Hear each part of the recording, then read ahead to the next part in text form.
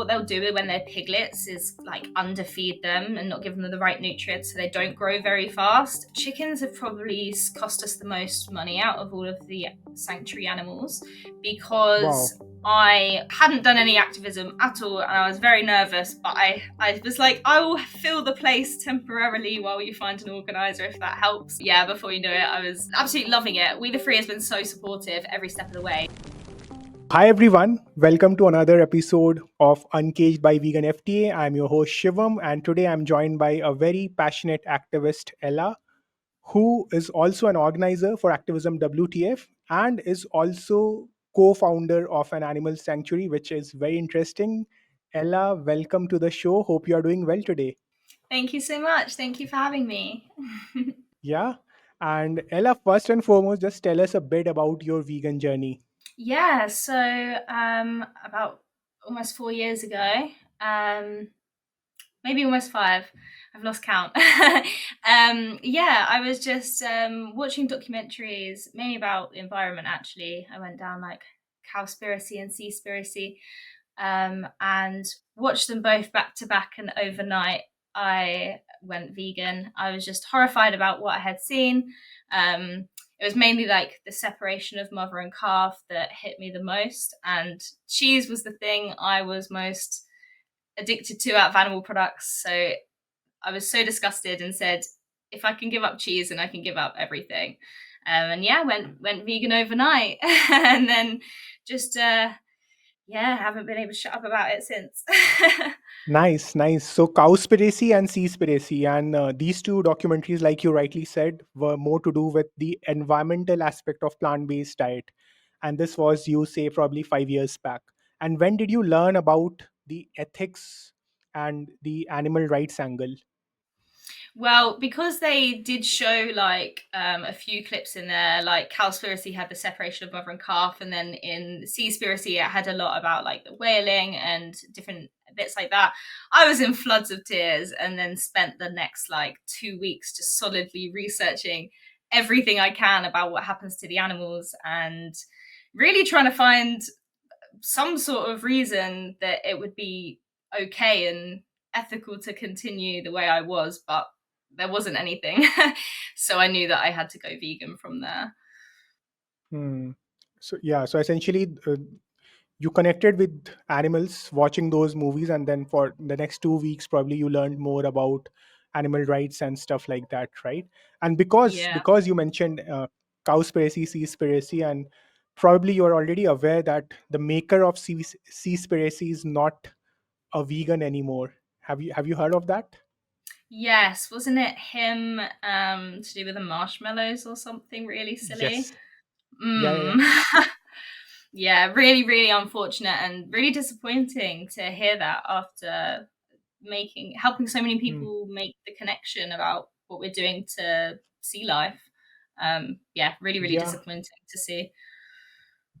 Yeah, of course, I mean, it was disappointing, but for you, because that was like the trigger for you, like probably the maker should be attributed as the change maker in your case, and then coming to Yeah. know that okay, this person, and giving such silly reasons, marshmallow. Mhm. So I it was really strange to know, right? Mhm. Yeah, absolutely. I did not expect to be hearing that one, especially with the reasoning. Yeah, yeah. And then tell us a bit about your sanctuary, and how's your experience, when did you start that? Yeah, so that was just a slowly it was a gradual thing that happened. My family live here and we have like a big garden. So the dream before any of my family were vegan, the dream was just to have land and have a couple of, I think it was like donkeys and alpacas or something. But then since living here, we first got chickens and then connected to them as the wonderful individuals they were. And then I got a couple of goats and sheep, still just like as pets, but yeah, pre vegan, and then just really making that connection with them. And then eventually we went vegan around the same time, and it was visiting other animal sanctuaries that we realized just how hard and overrun and overworked all of the sanctuaries are. And yeah, we knew that we had some space, so started taking on rescues bit by bit until eventually we came to what we are now. And what are you now? Yeah, so we're a sanctuary with we have around 70 residents now. We have sheep, goats, pigs, chickens, turkeys, dogs, and cats. Yeah, it's been a great journey of watching it grow, and obviously I'm very, very grateful that it's all with help from my family. It's all completely family run. My parents fund everything, and I'm here during the week with help from volunteers and other workers, and yeah, to give the animals a forever home. Nice. That's so nice to hear. Just a quick check. You went vegan 5 years back and you had this sanctuary or this land before that? Yeah. So we moved here, and then we got chickens for eggs because that just felt like the thing you do when you move to the countryside. Yeah. But yeah, then we had a couple of goats that came to live with us after a friend of a friend knew like a goat dairy farmer, and she Hmm. was she said that her freezer was full, so if the babies turned out to be boys, like she just needs them gone. There's no space to slaughter them. Hmm. So Hmm. we ended up taking on a couple of those goats. Then we took on a couple of sheep as well, and one of them had a broken leg at the time and had to live in the house with us. And I think it was Hmm. around this time that I was vegan, and then I started getting helping my family make that connection. And then Hmm. obviously, eventually, the chickens end up eating all their eggs. So now, yeah, the chickens have their own eggs, and we just took on rescues ever since. Okay. All right. So essentially, when this started, that time it was not an animal sanctuary, and your parents, like you're saying, they funded the whole thing. Probably Mhm. they thought of that place like getting eggs and cheese, etc., from these animals, right? Not the dairy, the goats and everything. They were just kind of like pets. Like because we all Okay. called ourselves animal lovers. We loved animals, just Hmm. hadn't made that connection really. The Hmm. chickens, yeah, they were for eggs, but then eventually, like they all still had names and they were still loved. Obviously, that doesn't make it okay to take their eggs, as we soon Yeah. learn. Yeah. So now your whole family is vegan? Yes, yes, very lucky. Oh, that is very lucky and privileged to have a family who is vegan. Yeah. Yeah, very, very lucky. My mum, dad, and little brother all went on board, which is very, very good.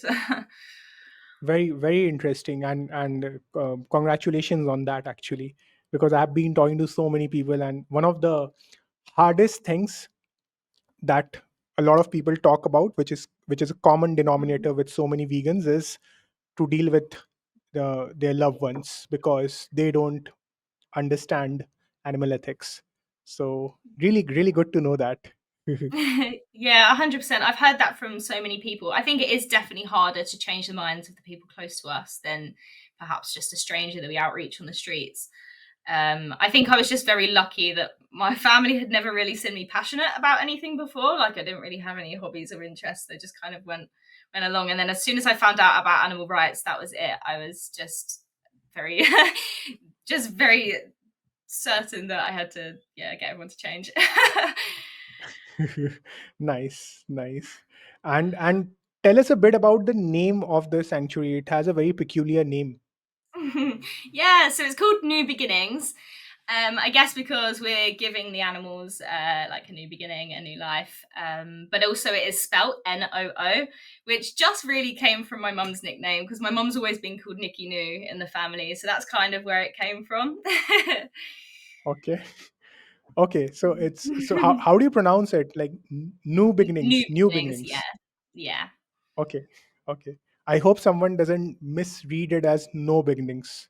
We have had that a couple of times actually, but a lot of people think it's new as in moo, like the cows, but we don't actually have any cows here, so.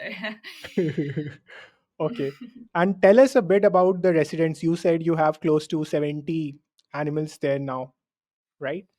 Yeah. It's mainly sheep. We have 21 sheep here, and we have they've come from all different places, really. Some were handed into rescues by farmers for different reasons. Maybe some have been situations where a farmer has made a connection with one individual, which is very frustrating, of course. They haven't made the connection with all of the rest, but sometimes they will have one in particular that they'll end up sending to Sanctuary. We've had that a few times happen. But yeah, all sorts of backgrounds, but they all come usually via the Retreat Sanctuary in Ashford, because they are like a big rescue where they get hundreds of animals in all the time. They were a big inspiration for us starting. We're a lot smaller, but it means that sometimes we can take on residents that need a little extra care and support, some like disabled residents and things like that. So we can give them that extra support that they need.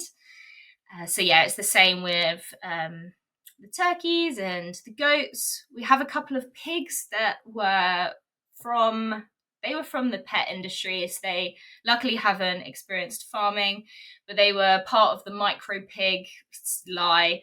Obviously, micro pigs just don't exist. So once they grew bigger, they ended up coming and living and staying with us when they couldn't be Oh, in this person's garden anymore. pet industry means these pigs were grown to be pets for humans.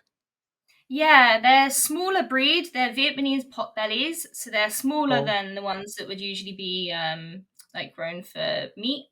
So mm, these ones are smaller breed, but what they'll do when they're piglets is like underfeed them and not give them the right nutrients, so they don't grow very fast. And then they can say that they're mm, just micro pigs and they won't get very big.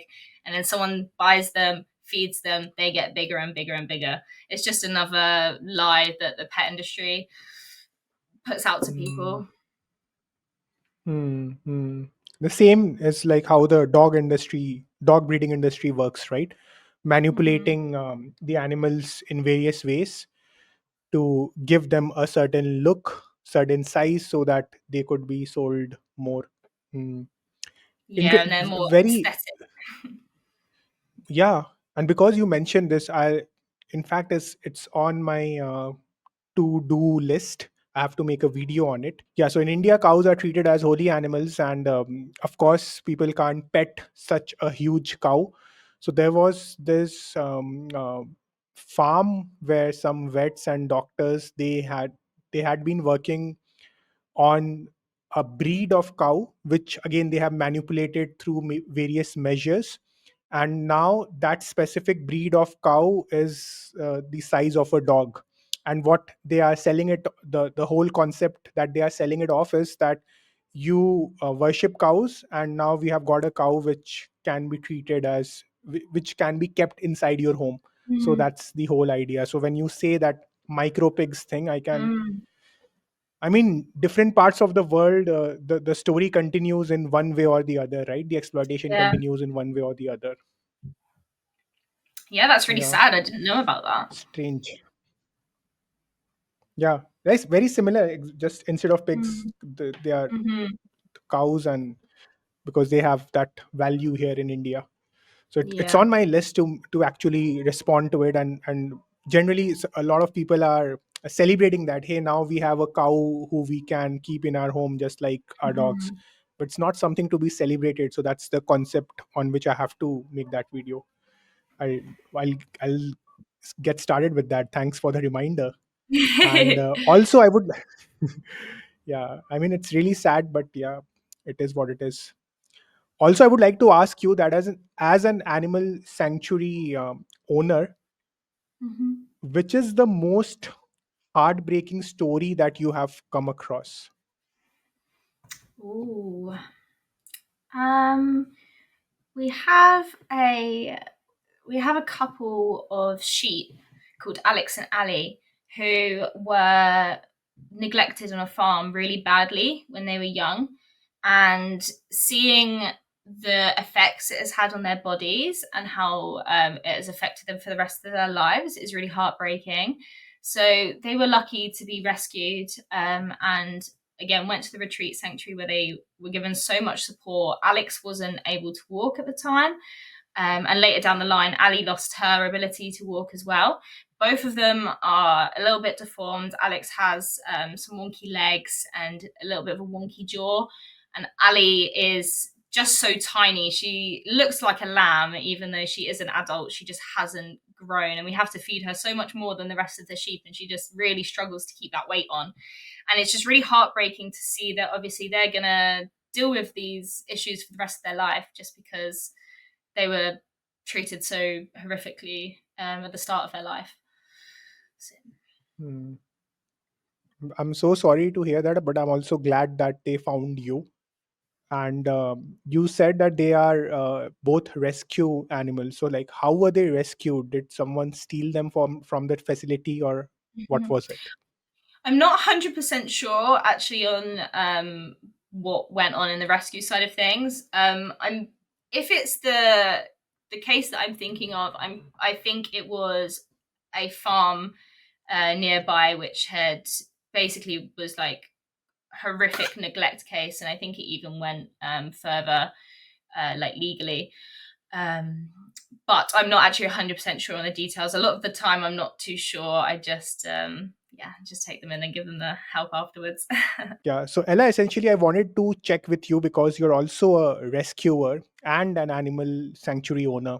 So, I've been attending a lot of animal rights, animal liberation related conferences. And one thing which I have noticed after talking to so many people in the movement is this point of view that the funds in the movement is limited.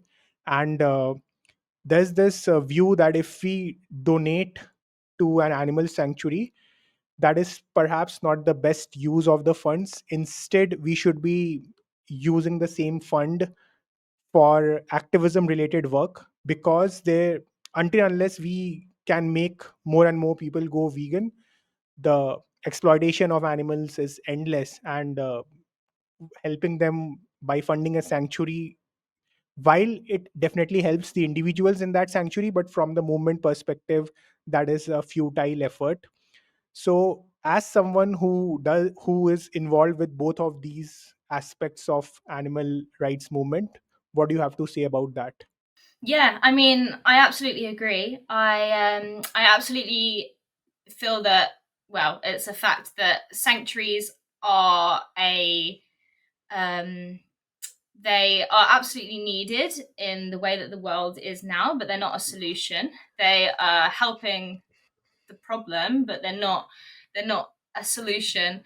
All the time that we have a non-vegan world, animals are still gonna be bred in the billions. They're still gonna be needing rescuing, and we're always going to have an endless queue of animals needing sanctuaries all the time that we're living in a non-vegan world.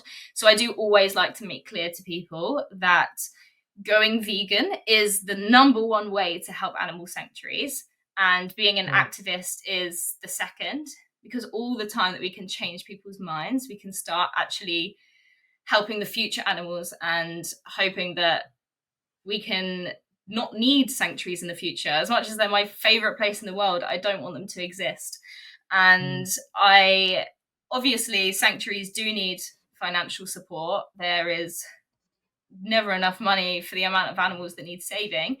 But it is just that ongoing cycle, because the only reason we have that many animals that need saving is because the world isn't vegan. So yeah, I absolutely agree that being vegan and activism is key to the whole movement. And mm, sanctuaries are in place to help the individuals that get out of these places just in the meantime.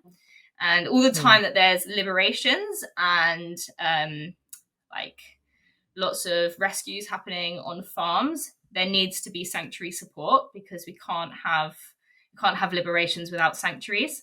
But yeah, mm, it all just goes back to the fact of activism and veganism is key. mm. Sometimes I feel like the amount or the magnitude of the problem that has been created, the world that we live in, which rests on animal exploitation all around, I mean, sometimes it feels a bit hopeless. Do you feel the same? Yeah, I definitely get waves of that hopelessness because the numbers are so large, and especially when we get non-vegans or ex-vegans come out, and or plant-based people that go back, there's always this sometimes it can get a little bit disheartening, but I think that's where working at a sanctuary does keep me motivated, because I do meet those individuals, and it is rewarding to know that even with the small number of animals that we have here, like, for them it's their entire life that's been changed. So that does keep me motivated, that even if I can't save them all, we can definitely continue to work to save as many as we can. Hmm. Interesting. And also, let me know your thoughts on this. I was discussing this with another activist friend of mine. We were discussing this same issue, essentially, that if we have, let's say, $100 to donate, should we Mhm. donate it to a sanctuary or should we donate it to an activist group or an activist? And then we were discussing this, like, why do we have to be so limiting in our thought process? And it should not be a binary, which then made us think about this solution, that the animal sanctuaries across the globe, they should also um, utilize their space and turn into an activism space, essentially becoming educational hubs where they can, Mhm.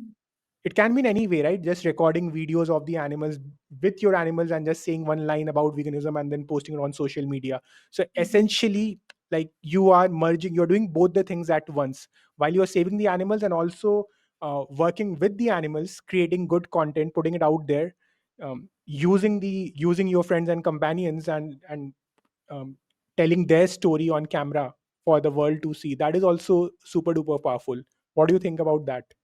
Yeah, absolutely. I completely agree. Although myself, I'm not great at keeping up with making social media posts and stuff. I do try my best, and definitely like using the sanctuary pages and stuff to try and encourage that education, because a lot of non-vegans do follow, because it's like it's more unusual, I guess, to get close to farmed animals. So some do have interest in following the pages, so the more information and the more education that we can put out is really important.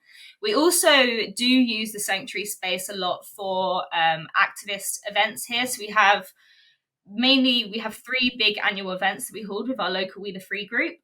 We have we usually do like a big activism event in Canterbury and try to get as many people from all over to come. We'll do one big event and then we come back for a social at the sanctuary, and that can be really nice. And we've been lucky that a lot of people have also used like the sanctuary and the stories of the residents to try and educate on their own platforms, which is really really good as well. Yeah. Oh, and we also have signs around the sanctuary, which we've been recently donated from this lovely organisation called Mad Ideas, where they've designed little fact sheets about all of the animals. So we've got them spaced around just in case we have any like non-vegan visitors, and we've been lucky that having volunteers has also been a really good way to educate, because we've had some non-vegan volunteers that have ended up going vegan and become activists with us, which has been really really great to see. Yeah. Yeah, that is the synergy that I was talking about. Of course, I just gave an example of content creation because I'm Mm-hmm. mainly a content creator in that sense. So I think in that regard. But that being said, this is also such a great opportunity, right? That you, and this is example of putting up an educational hub. So that is also something I mentioned, that of course you're putting out information there, and at the same time you're getting in volunteers who are not necessarily vegans, and but you are giving that platform for them to connect with animals. So that is also very valuable. And yes, you should also get into content creation in your sanctuary. Maybe Yeah. we'll get someone from the vegan FTA team. We have a few of our members staying in and around UK. Maybe they can come and probably shoot a whole day, whole week of content there with you. Yeah, that would be awesome. That's needed. I know that Ellie from Vegan FTA, Vegan Gays, has been trying to help me out, but I'm just so chaotic with online stuff, but I'm trying to get the hang of it.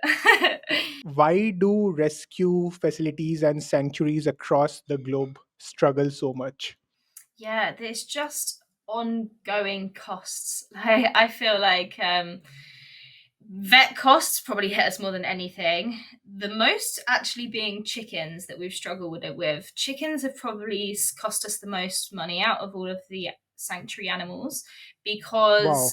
whereas we can get a farm vet to come in and treat the animals, they won't see chickens unless you have them in the thousands, because they don't do individual issues. It would be like if you have a illness that's killing off lots of them and you risk the farmer's money, then they do that. So instead we have to go to like exotic specialists, which our closest one is about an hour away, and a lot of money. So to get care for the hens, because obviously we value them as the individuals they are, giving them that care can be crazy. Like we've had surgery be over £1,000 before. It's Wow. really a lot, and that's without the recovery after that. So yeah, it can be really tough, and I feel like with vet visits, it's just comes out of nowhere, and we'll have a few donations come in, and we'll be like, oh, this is really great, and then the next day we'll just have a big vet cost that wipes us out again. So that would be the biggest thing.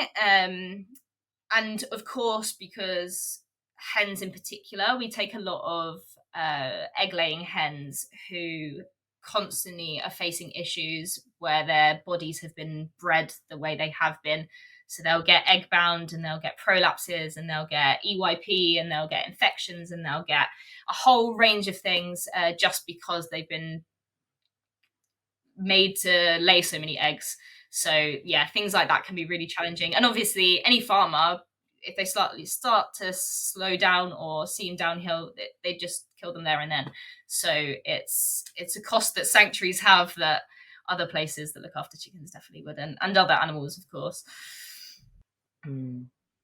Interesting and surprising. I would have not guessed that hens are the ones, but I mean, even though it's so obvious, and every day we learn this, like, because they are perhaps, for example, you talked about egg laying hens, they are abused and they are kept alive. So some of these animals, they are abused, and then the the business is made once they are slaughtered. But with hens, if you're rescuing them after some time, like, they were also forced to live in a certain way, and I can totally understand. um, Very, very difficult. And of Mhm. course, if you take them to vet for care and everything, the surgeries, etc., that's a huge cost. You said 1,000 pound for one of these surgeries. Yeah, yeah, it can be insane money. Wow.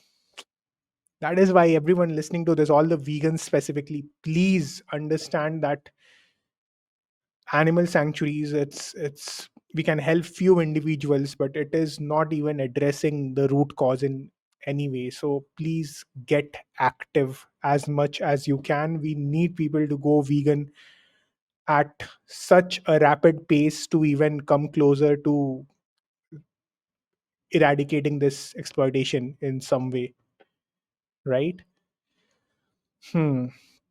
So I'll come to the activism WTF and your activism journey. But before that, because you mentioned that you have had some non vegans who have come to your facility.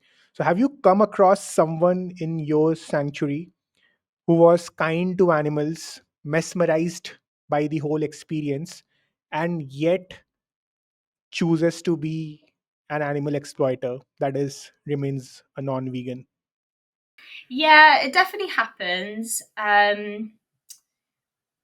I think some people will come and maybe just not make that same connection. We've been more lucky with the volunteers that we've had in, who are coming here regularly, and maybe I can plant those seeds more and more the longer they're here. We definitely get some people that will just come for a day or so and perhaps not make that connection. I like to think seeds are planted and definitely educated. But yeah, it definitely happens. Tell me about the volunteers. So, of course, people who are coming in for a day or so, that is understandable that you have planted the seed. But volunteers who have been associated for some time, they are volunteering. That means they like to stay connected with these animals. They genuinely want to help these animals, and yet they are choosing to be non-vegans. Like, because if you see their act, you one would say that they are decent beings who are trying to help animals. They are compassionate, but yet and I'm sure, and there's not pointing finger at anyone, not to put you under the spot, but in general, why do you think this happens? That why do you think they are not becoming vegan? It's a good question. Um, possibly, possibly just because they're still, I don't know, still just not making that big connection that actually the animals that they're. I don't know, because obviously I'm stood there telling them these are the animals from the same industry. So it really baffles me. It's really hard to understand what goes through people's minds who connect with these animals, meet these animals, and still can't link it to the ones that they abuse in their day to day. Maybe it's the fact that when they go home again, once they're away from the animals, it's easy to just forget about, and it's easy to just be Shut like, their eyes. well, they're there, yeah, and then they're back with their non-vegan friends and family, and they're just back how they were. That would be all I can think, is they're just putting it to the back of their heads and just not thinking anymore in it. I don't know. Yeah, you should try to get them to one of the WTF sessions, movie Mm-hmm. challenge or something like that. Yeah. Yeah, well, Maybe, it's now on the maybe, website, so I can get everyone doing it on there. I'll get them to do it before they leave. Quickly sit down and do this yeah, 3-minute video. yeah, yeah, exactly. And also, one thing that you mentioned is that once they go back home, and then again, it's easier to slip into blissful ignorance. And that's Mhm. where I think WTF also focuses a lot on building communities, right? That Mhm. we build those kind of communities where non-vegans can explore, because of course, even making the connection with animals is one aspect of things, but to change your behavior sometimes, because it's so easy uh, to continue the status quo, because you Mhm. are living in a world which which rests on animal exploitation. So hence a vegan community around, in and around you, that also makes it also helps people in how to go vegan, right? Why to go vegan is something that they have to figure out, but how to go vegan, if they have a community around them, that definitely helps. Yeah, no, I absolutely agree. Community building has been the main thing that's helped our local We the Free group Mm, boom. mm. Really, it's been very helpful. So yeah, I definitely think it's very needed and can help people make integrate into their lives, I guess. Yeah, and tell us a bit about your role with WTF. What do you do with them?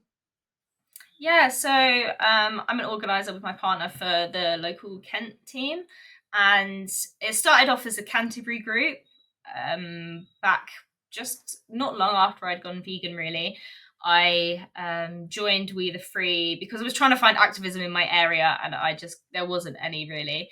So I contacted We the Free, and there was a group in Canterbury, but they hadn't had any events for a while because they needed an organizer, and I hadn't done any activism at all, and I was very nervous. But I was like, I will fill the place temporarily while you find an organizer, if that helps.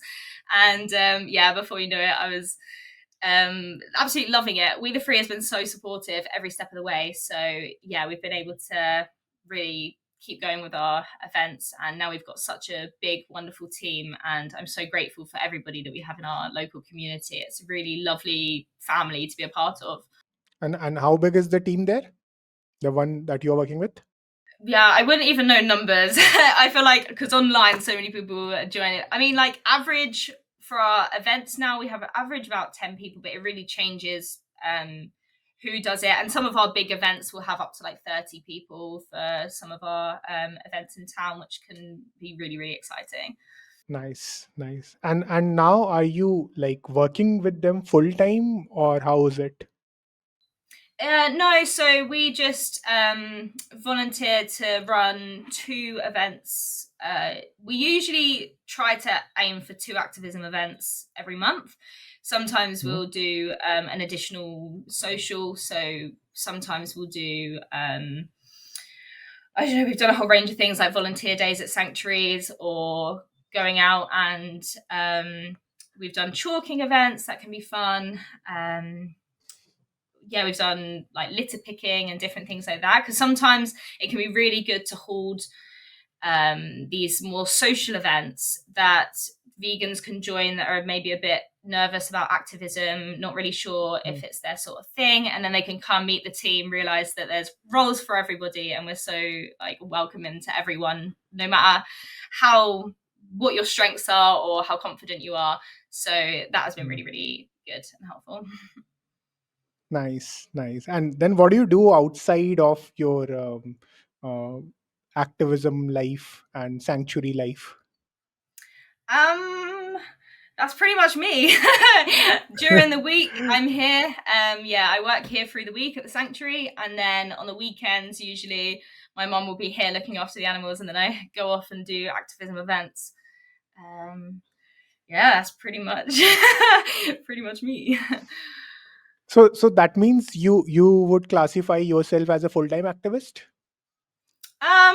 I guess so. If you count sanctuary workers as such, yeah.